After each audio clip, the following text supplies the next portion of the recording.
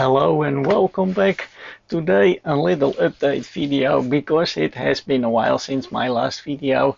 I had a little injury that prevented me from climbing into the lab in the Addict, but it is a lot better now. So what is coming? Well, of course my queue piled up a little bit, so let me run you through what is coming. I have been playing with the Owen oscilloscope current clan, pretty nice, but now I have been sent also one from Kaiwitz, also up to 1000 amps in rush current, so that could be interesting. And I bought myself also one from Venersi. And I have something that is a little bit off for my channel, but it is a power bank, and they convinced me because it is a very special power bank. It's from Edge Smart Drive. It can do 520 watts, which is crazy. The type number is X100, and it has a display. It has this TX or XT30 connector. It can provide like 15 amps. Here, nice with the display. Well, it's not completely off for the channel because you run those pen solder things also on USB and you need a lot of power. With this one can provide. Then I have a new GPS DO. This time it's from Leo Bodnar from the UK. Looks very professional, very small. I already have a few. I have here the BG70BLs. I have 3 of them, which is a bit crazy, but one is programmed to GPS and Galileo together. I have one with GPS programmed with GLONASS, and I have GPS only. But of course I can change the programming. It's a bit difficult because you need to use enter, but with this one you can do the same, but it's a lot more easy. And I'm always playing around a little bit with, because we had the DX Petrol, I think from Portugal. It was a loan from a viewer from Italy, Andreas. I have a Repco from the UK. That is right there. It's not powered on at the moment, but it works very well. Also, I have US made right there. It's Dayton. I think it's called now Symmetricom. This one has a little problem. It has those Dallas chips like you have in the Tektronix.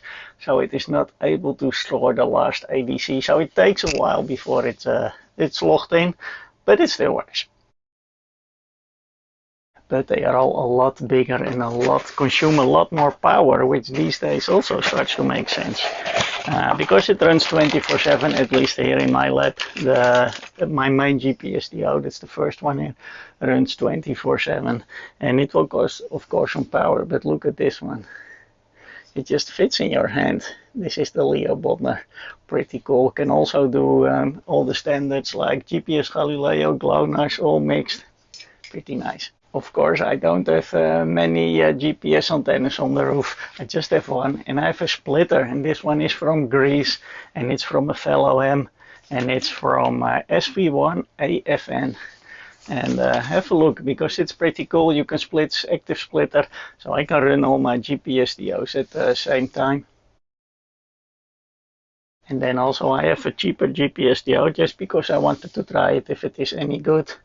It's quite big also. It didn't have a power supply. You just connect it to the 12 volts, but it already had a little problem because when it almost locked, then it starts to go crazy. But you can update the firmware. There is a whole forum about it. So I need a ST-Link. So thinking this one was a little bit cheaper in the end with the programming and everything. In the end it is not. So I need to have another video about that one. Then I also found a GPS generator. I think this is from the original design from Poland, but this is from China, of course. Very small. And because it's a generator from 0 up to 200, I think, linked to GPS, I thought, yeah, maybe this is a great alternative for a GPS DO also, but then even more cheap. Of course, it doesn't have OCXO, so it needs to be constantly connected to GPS, but could be a nice alternative. So we have a look at that one also. And I stopped using, of course, using those little switch modes for 12 volts. I have one bigger 12 volt power supply that I have a video about it. I changed the 13.8 volt power supply like this, linear regulated. But I used a smaller one because I wanted to be cheap, and now in the end I have so many 12 volt devices that it is not enough. So I need to have this bigger one. So I need to convert this one also to 12 volts. Could make a nice video as well. And then nowadays you find more and more items that need to be powered through USB. Here I added a DC plug, but originally it is USB. And if you don't like to modify your equipment, you end up with powering it with a USB hub like this, or I have here a multi-channel with that. But the point is then it needs to be external powered, and then you end up again with this switch mode power supply. So I found a second hand from Delta Electronica, pretty cool, Dutch made. It is a 10 amp 5 volt. You probably need to replace the caps because it is pretty old, must be 80s 90s somewhere, but all with sense wiring and everything. So I will change also my USB hubs, power it with this big power supply, and maybe I built it into a 19-inch rack together with the 12 volts, nice with voltage meter, amps meters, everything.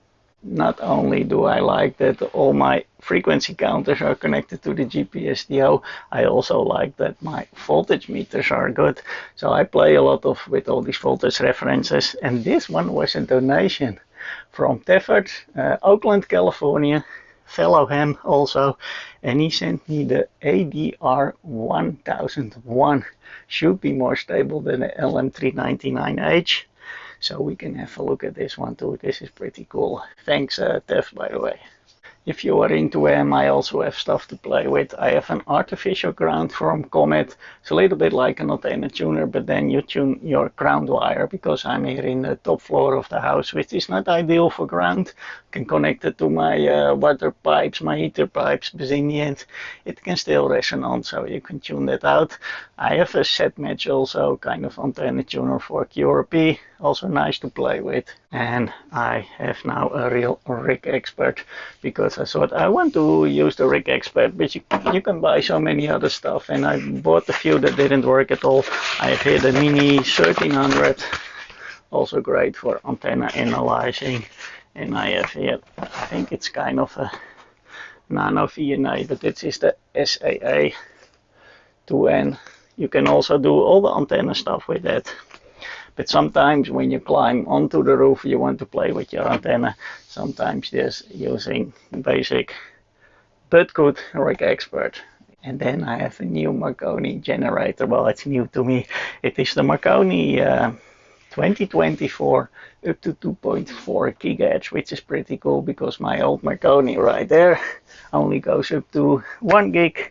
And yeah, it was kind of a donation if I donated back to a good cause. It's from a cleanup from a Dutch audio company. So I was happy they contacted me, and now it is here. So, and then I have some other equipment, also RF based. But this time it's from Denmark. So we had Portugal, Greece, UK, US, and now design from Poland. And now I have some Danish stuff. And this is actually pretty cool, because I used with this when I was young, my first job. And well, this is just a standard SWR power meter with reflection, but I also found this one. I still need to repair it. I don't even know what's wrong with it. I have these already a while, but they just ended up in the pile. And this is to adjust your antenna as well. You need to find the sweet spot. So you adjust the frequency, you can find where is the dip. Of course, it needs to be as low as possible. And then you just go up, up, up. And if the frequency is too low, you can cut your antenna a little bit. And well, here you can find your spot for 66 megahertz all the way up to 470. Or I found old. So the other one from 400 to 1000. Pretty cool stuff. But I recently found on the Dutch eBay This is the top model from that time. And this is all from 80s, 90s, I would think. It's about the same as the other two. You need to find your dip, but here it is more graphical. This one is the SWR 3000. And I think it goes from 30 megahertz all the way up to 2700. And you can actually find your dip here. So a lot to come, and I'm pretty sure I forgot some things. Yes, I did. I want to do a hands-on video of my GWN stack LCR 6002 here.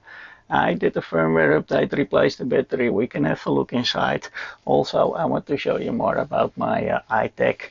It is an AC power source. It's the M7721, if I'm correct.